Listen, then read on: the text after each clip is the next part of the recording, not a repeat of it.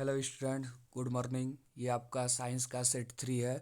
Set 2 और 1 आपने देख लिया, तो चलिए साइंस में आज सेट 3 लेके आ रहे हैं, समझ गए। इसके साथ ही हम हिंदी, इंग्लिश, सोशल साइंस और मैथ सबका वीडियो बना रहे हैं। आप लोग उसको ध्यान से देखिए और प्लेलिस्ट में चेक कर सकते हैं।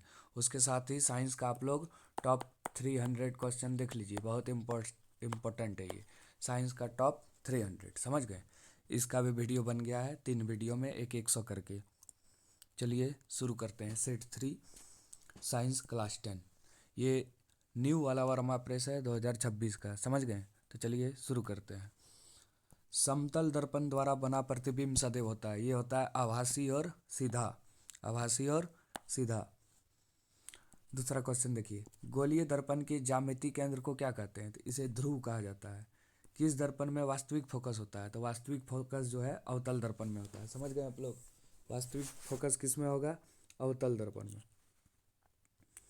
सघन माध्यम से विरल माध्यम। सघन माध्यम मतलब जैसे जल हो गया, ये सब सघन माध्यम है। इससे विरल माध्यम मतलब हवा में कोई चीज़ जा रहा है तो सघन माध्यम से विरल माध्यम में जाती हुई किरण मुड़ जाती है। किधर मुड़ती है? अभिलंब से दूर।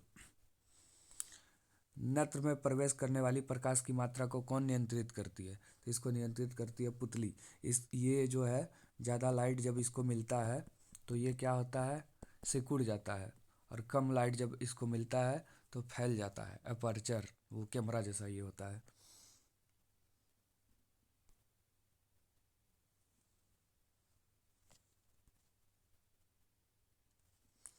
किस दृष्टि दोष में वस्तु का प्रतिबिंब रेटिना के पीछे बनता है? ये दीर्घ दृष्टि दोष में या दूर दृष्टि दोष में, जबकि रेटिना के आगे निकट दृष्टि दोष में प्रतिबिंब बनता है। निम्न में से किस रंग का तरंग दर सबसे अधिक है? सबसे अधिक तरंग दर लाल रंग का होगा।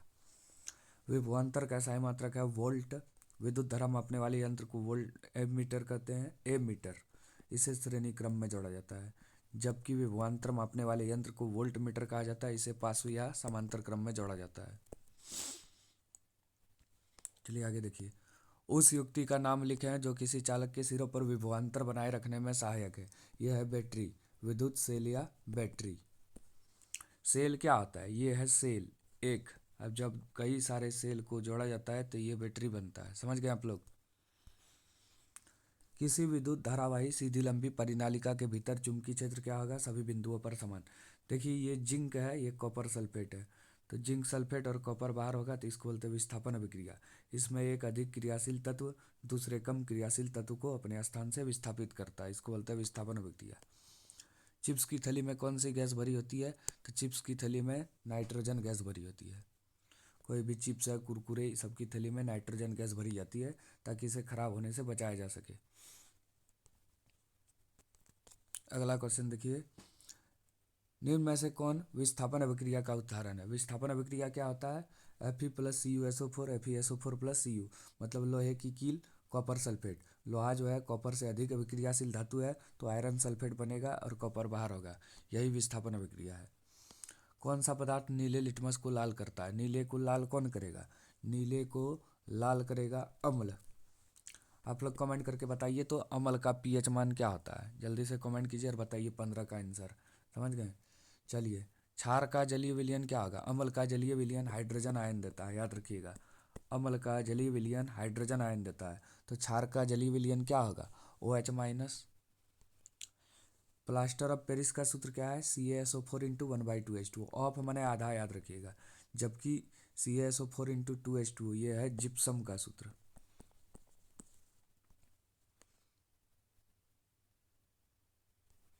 कौन सा धातु कमरे के ताप पर द्रव होती है? पारा। कौन सा धातु कमरे के ताप पर द्रव होती है? पारा। इसको मरकरी या Hg भी बोलते हैं। अच्छा बताइए तो कौन ऐसा अधातु है जो कमरे के ताप पर द्रव होता है? 18 का लिख के आंसर लिखिए। अगला, तांबे और जस्ते के मिश्र धातु का नाम क्या है? पीतल। पिताजी से याद रखिए, पीतल बना है तांबा और जिंक से।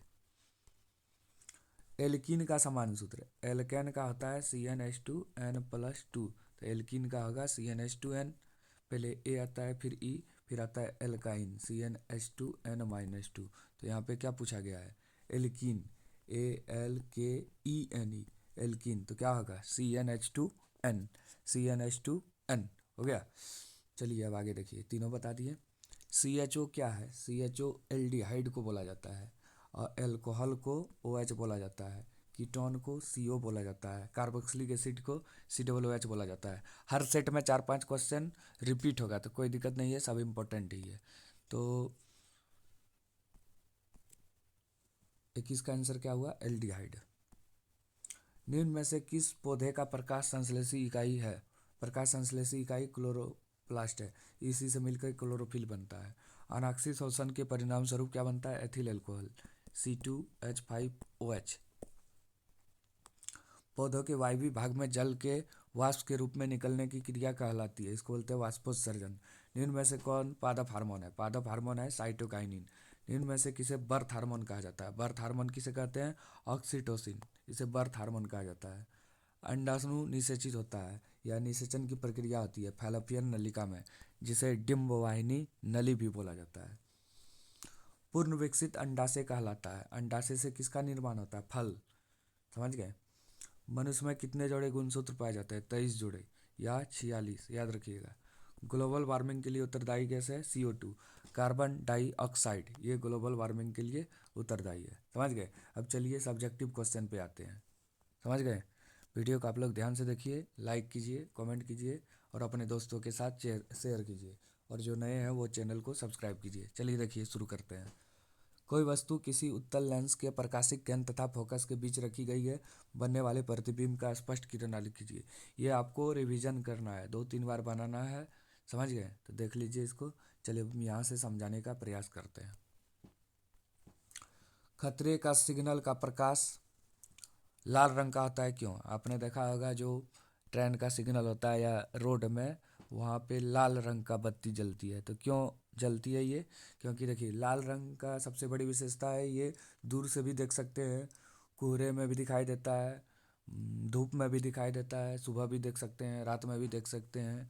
तो लाल रंग कोहरे या धुएं से सबसे कम परिकिरणित होता है, इसलिए यह दूर से देखने पे भी लाल रंग दिखाई देता है, इसलिए खतरे का सिग्नल लाल रंग का बनाता है। इतने आप लोग लिख सकते हैं।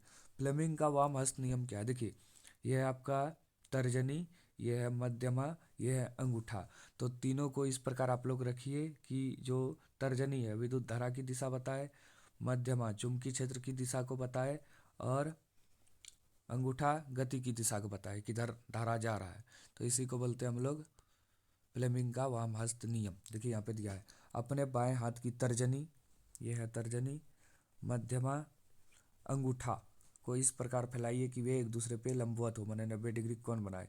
यदि तर्जनी क्षेत्र की दिशा और मध्यमा धारा की दिशा प्रदर्शित करे तो अंगूठा चालक की गति की दिशा को संकेत करेगा। बहुत इंपॉर्टेंट। किसी विद्युत परिपथ में लघु पतन कब होता है? लघु पतन मतलब होता है शॉर्ट सर्किट। तो जब विद्युन्मय तार तथा उदासीन तार आपस में संपर्क में आ जाए तो लघु पतन की घटना होती है। और ये होगा कब? यह तभी होता है जब तार के ऊपर चढ़ा प्लास्टिक कवर नष्ट हो जाता है या विद्युत उपकरण में किसी प्रकार की गड़बड़ी आ जाती है। हो गया?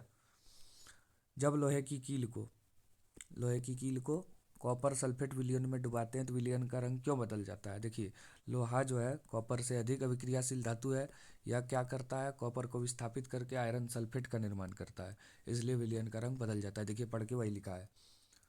लोहे की कील कॉपर सल्फेट के विलयन से कॉपर को विस्थापित कर देता है और आयरन सल्फेट बनता है। आयरन सल्फेट बनने के कारण कॉपर सल्फेट का गहरा नीला रंग मलिन हो जाता है और हल्के हरे रंग में बदल जाता है। यही है अभिक्रिया Fe या CuSO4 कॉपर सल्फेट प्लस लोहा आयरन सल्फेट प्लस कॉपर, यही है विस्थापन अभिक्रिया। चलिए आगे देखिए, आश्वित जल विद्युत का चालन क्यों नहीं करता जबकि वर्षा जल करता है? आश्वित जल में हाइड्रोजन आयन नहीं होता, वर्षा जल में अम्ल तथा अन्य अशुद्धि उपस्थित होती है। आयनों की उपस्थिति के कारण वर्षा जल विद्युत का चालन करता है। अगला, भर्जन एवं निस्तापन में अंतर बताइए। भर्जन क्या है? देखिए, इसको ट्रिक से याद रखिए। भर्जन मतलब भूजना, कोई भी चीज़ को भूजेंगे तो इसके लिए हमें ऑक्सीजन चाहिए। समझ गए? और निस्तापन मैंने निस्तार कर दिए, हमें खाना पीना नहीं बनाना है तो क्या करेंगे? ऑक्सीजन नहीं चाहिए क्योंकि आग नहीं जलाना है। तो देखिए इसको कैसे याद रखेंगे, भर्जन और निस्तापन। इसमें अयस्क को वायु की उपस्थिति में गर्म किया जाता है या ऑक्सीजन की उपस्थिति में, इसे बोला जाता है भर्जन। अनिस्तापन, इसमें अयस्क को वायु की अनुपस्थिति में गर्म किया जाता है या सीमित वायु में। यह प्रायः सल्फाइड अयस्क के लिए होता है या कार्बोनेट अयस्क के लिए। इस विधि में अयस्क ऑक्सीकृत होते हैं। इस विधि में अयस्कों का निर्जलीकरण हाइड्रोलाइसिस हो जाता है और वे स्पंज की तरह हो जाते हैं, मतलब मुलायम, दबाया जा सके जिसे। चलिए अब आगे देखिए। प्रतिवर्ती चाप किसे कहते हैं, इसके कौन कौन से भाग होते हैं, इसे रेखाचित्र द्वारा समझाइए, मतलब स्पष्ट कीजिए। या प्रतिवर्ती चाप क्या है, इसके कौन कौन से घटक हैं। तो प्रतिवर्ती क्रिया में आवेगों के गमन मार्ग को प्रतिवर्ती चाप कहते हैं। इसमें ग्राही अंग, संवेदी तंत्रिका, तंत्रिका केंद्र, प्रेरक तंत्रिका, अभिवाही अंग, ये सब भाग लेंगे। जैव भू रसायन चक्र क्या है, इसके दो उदाहरण दे। देखिए जैसे जल, पानी क्या होता है, बारिश के रूप में नीचे आता है, नदी तालाब से होते हुए समुद्र में जाता है, फिर वो वाष्पोत्सर्जन की क्रिया द्वारा ऊपर जाता है, फिर पड़ता है, ये सब चक्र चलते रहता है। उसी प्रकार नाइट्रोजन भी होता है और फास्फोरस भी होता है, यही सब है चक्र। तो भूमि पे पाए जाने वाले रसायन जो अवशोषित होकर पौधों में पहुंचते हैं, उससे तरह तरह के यौगिकों का संश्लेषण होता है, उन्हें जैव रसायन कहते हैं। ये रसायन आहार श्रृंखला के माध्यम से चक्रीय पथ में भ्रमण करता है और जीवधारी की मृत्यु के पश्चात जैव अपघटन के प्रक्रम द्वारा पुनः भूमि में पहुंच जाते हैं। इसे जैव भू रसायन चक्र कहते हैं। जैसे जल चक्र, नाइट्रोजन चक्र, क्योंकि पेड़ पौधे मिट्टी से अवशोषित करेगा, फिर पेड़ पौधे को शाकाहारी जीव खाएगा, फिर उसको मांसाहारी जीव खाएगा, फिर उसको सर्वाहारी खाएगा। जब सर्वाहारी जीव मर जाएगा तो उसका अपघटन सूक्ष्म जीव करके फिर से उसको मिट्टी में मिला देगा, जहाँ से आया है वहीं पहुँचा देगा। समझ गए। अब ये सवाल देखिए आप लोग, ये न्यूमेरिकल हम बोले थे आपको एक ही बार में करा देंगे स्मार्ट बोर्ड में, समझ गए। तो आप लोग इसको सिर्फ देख लीजिए एक बार क्या पूछा है। दर्पण सूत्र लगाना है, 1/v + 1/u बराबर 1/f। कोई 4 सेंटीमीटर आकार की वस्तु, ऊंचाई दिया है 4 सेंटीमीटर, 15 सेंटीमीटर फोकस दूरी के अवतल दर्पण दिया है, तो दूरी और फोकस माइनस में होगा। तो दर्पण से कितनी दूर दूरी निकालना है और प्रतिबिंब निकालना है, समझ गए। चलिए अब इसको देख लीजिए थोड़ा आप लोग। 40 नंबर क्वेश्चन, दीर्घ दृष्टि दोष किसे कहते हैं, पूरा समझाना है इसको। दीर्घ मतलब होता है दूरदृष्टि दोष। तो दीर्घ या दूरदृष्टि दोष से पीड़ित व्यक्ति दूर रखी वस्तु को स्पष्ट देख सकता है, परंतु निकट रखी वस्तु को स्पष्ट नहीं देख सकता। इसका कारण क्या है, नेत्र गोलक का छोटा हो जाना, फोकस दूरी बढ़ जाना, वक्रता त्रिज्या कम हो जाना। इसे उपयुक्त क्षमता के उत्तल लेंस द्वारा दूर किया जाता है। देखिए जो जो बोले यहाँ पे लिखा है, क्योंकि दूर या दीर्घ दृष्टि दोष जो है ये उत्तल लेंस से दूर होगा। दूर ऊ आता है साउंड। चलिए आगे देखिए। वियोजन अभिक्रिया पहले समझिए है क्या। तो ऐसी रासायनिक अभिक्रिया जिसमें एकल अभिकर्मक टूट के दो या दो से अधिक उत्पाद बनाए, उसे बोलते हैं वियोजन। तो यहाँ वियोजन अभिक्रिया को समझना है आपको। सबसे पहले है उष्मा के रूप में, उष्मी वियोजन। CaCO3, ये संगमरमर टूटा है कैल्शियम ऑक्साइड और कार्बन डाइऑक्साइड में। फिर प्रकाश के रूप में देखिए, CaCO3 चूना पत्थर, इसमें उष्मा दिए तो ये टूटा कैल्शियम ऑक्साइड और कार्बन डाइऑक्साइड में। उसी प्रकार AgCl सिल्वर क्लोराइड जो है, इसमें सूर्य का प्रकाश जब डाले तो सिल्वर में और क्लोराइड में टूटा। अब वैद्युत के रूप में वैद्युत अपघटन, जल जो है इसको वैद्युत अपघटन जब किए पानी को, तो ये हाइड्रोजन और ऑक्सीजन में बना। H2O को तोड़े हाइड्रोजन और ऑक्सीजन में बटा। समझ गए आप लोग। चलिए अब आगे देखिए। प्लास्टर ऑफ पेरिस किस प्रकार बनाया जाता है। तो जिप्सम को 373 केल्विन पर गर्म करने पर या जल के अणुओं को त्याग करके प्लास्टर ऑफ पेरिस बनता है। देखिए आप लोग याद रखिए, प्लास्टर ऑफ पेरिस जो है ये सफ़ेद चूर्ण है, इसमें पानी मिलाने से या जल से अभिक्रिया कराने से जिप्सम बनता है, समझ गए। लेकिन अब जिप्सम से प्लास्टर ऑफ पेरिस कैसे बनेगा, तो जिप्सम को गर्म कर दीजिए 373 केल्विन में, तो वो बनेगा प्लास्टर ऑफ पेरिस, जिसका रासायनिक नाम है कैल्शियम सल्फेट अर्धहाइड्रेट या हेमीहाइड्रेट। सूत्र है CaSO4 × 1/2H2O, ये है। और आपको पता होगा प्लास्टर ऑफ पेरिस का यूज कहाँ करते हैं उपयोग, तो चिकित्सा क्षेत्र में, मैंने डॉक्टर टूटी हुई हड्डी को सही जगह स्थिर करने में, सजावट में, खिलौने बनाने में, और घरों की पुट्टी करने में, मैंने पेंटिंग करने में। चलिए ये क्वेश्चन बहुत इंपॉर्टेंट है, आप लोग ध्यान रखिए इसको। नर तथा मादा हार्मोन के नाम और कार्य। तो नर हार्मोन का नाम है टेस्टोस्टेरोन, ये क्या करेगा, शुक्राणु का निर्माण करेगा। फिर है मादा हार्मोन का नाम एस्ट्रोजन और प्रोजेस्टेरॉन। एस्ट्रोजन का काम क्या है, द्वितीयक लैंगिक लक्षणों का विकास एवं जनन शक्ति का विकास। द्वितीयक लैंगिक लक्षण माने जो लक्षण स्त्रियों को पुरुष से अलग करता है, जैसे ऋतुस्राव चक्र, स्तनों का विकास, ये सब है। और प्रोजेस्टेरॉन का कार्य क्या है, भ्रूण के विकास एवं पोषण में सहायक।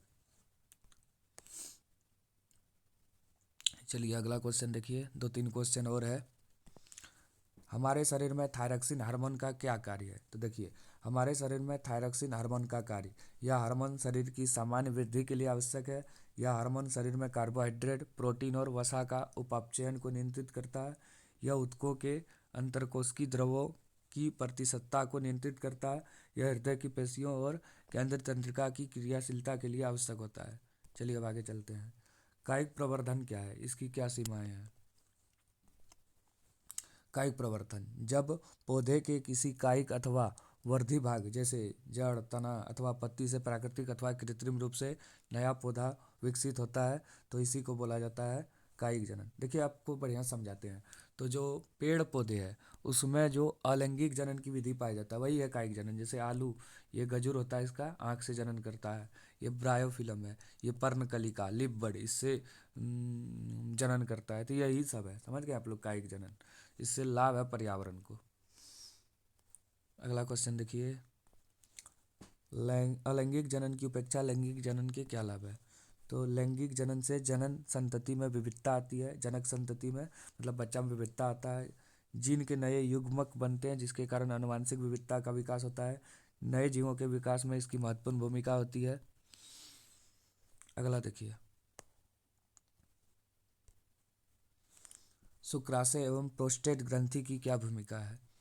शुक्राशय में शुक्राशय द्रव का स्राव होता है। यह शुक्राणुओं को पोषण प्रदान करता है एवं उसकी गति के लिए माध्यम का काम करता है। प्रोस्टेट की भूमिका, यह पुरस्थ द्रव का स्राव करती है। यह एक क्षारीय द्रव होता है। शुक्र द्रव एवं पुरस्थ द्रव दोनों मिलते हैं और इन्हीं द्रवों के साथ शुक्राणु बाहर आते हैं।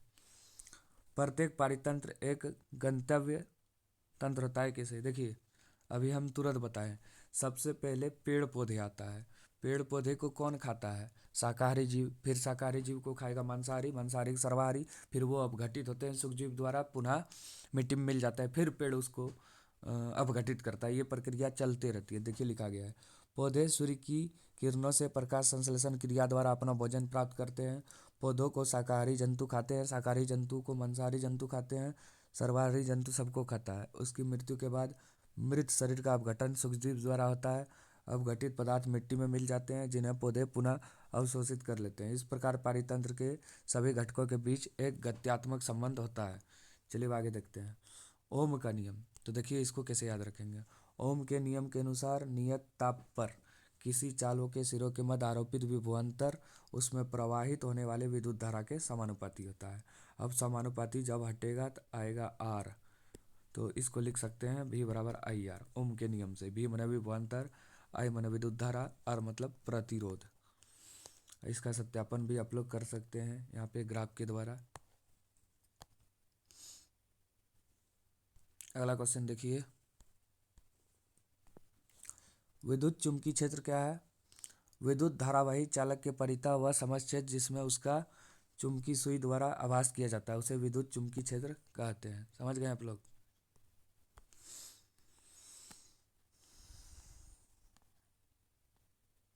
पारा के एक मुख्य अयस्क का नाम क्या है, पारद लिखा है तो सिनेबार पारा का अयस्क है जिसका सूत्र है HgS।